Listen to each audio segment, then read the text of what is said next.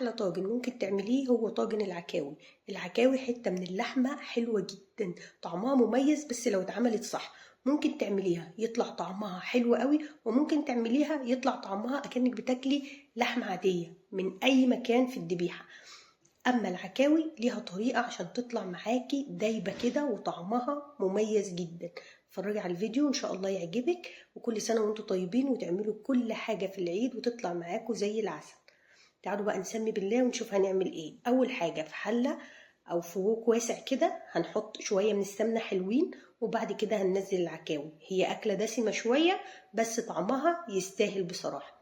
بعد كده طبعا العكاوي بنجيبها متقطعه من عند الجزار، احنا ما بنعرفش نقطعها في البيت، وهنكون غاسلينها كويس قوي ومصفينها من الميه، وهننزلها على السمنه سخنه كده، ومش هنقلبها في الاول خالص، ومش هنحط لها اي اضافات كتير. انا عايزه الطعم بتاع اللحمه، فهتلاقوني حتى مش حاطه بهارات خالص غير حاجات خفيفه قوي. اول ما تاخد لون هبتدي اقلب فيها. في ناس بتسلق العكاوي وفي ناس بتاخدها تشويحه وتدخلها الطاجن. انا هعمل لكم ميكس ما بين الاتنين، وهتشوفوا دلوقتي النتيجه هتبقى عامله ازاي. هفضل اقلب فيها لحد ما تاخد لون زي ما انتم شايفين كده على نار عاليه عشان ما تنزلش ميه. ما فيهاش ميه اصلا، هي كده كده مش هتنزل ميه.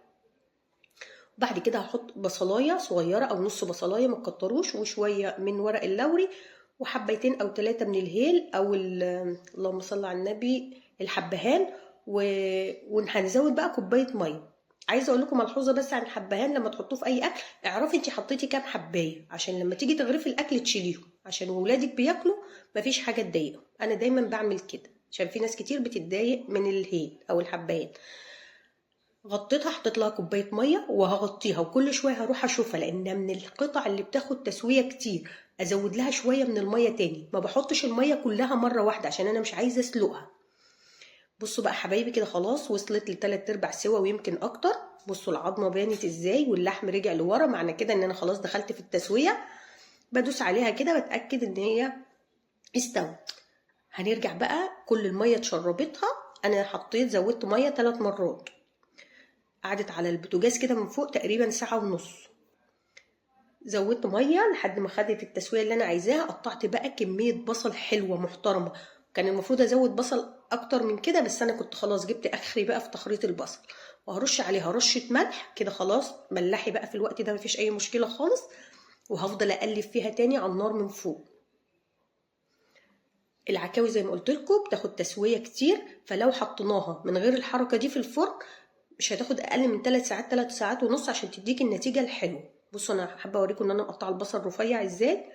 التقطيعه بقى اللي على الهواكي في البصل ما عندكيش فيها اي مشكله. هفضل اقلب لحد البصل ده ما يدبل خالص، وانا بقلب كده. مش هزود لها اي حاجه تاني، مش هحط اي بهارات. حابه انت تحطي سنه قرفه حطي. انا ما حبيتش احط اي بهارات خالص غير فلفل اسمر واللوري والحبهان، عشان يفضل طعم حته اللحمه، لان طعمها مميز قوي. مهما حكيت لكم طعمها حلو قد ايه لازم تجربوه. بصوا بقى البصل دبل ازاي.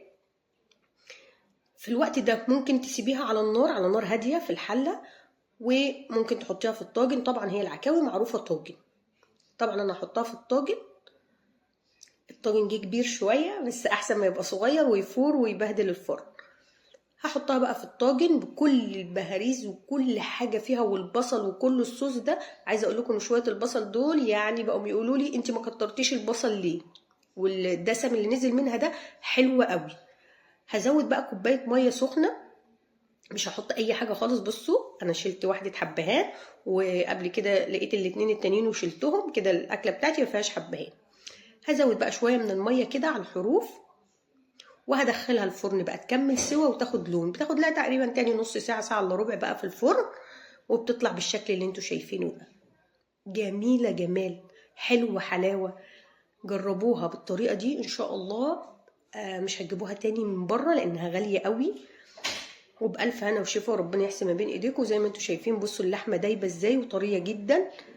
وطريقه التسويه بقى براحتكم، يعني حابين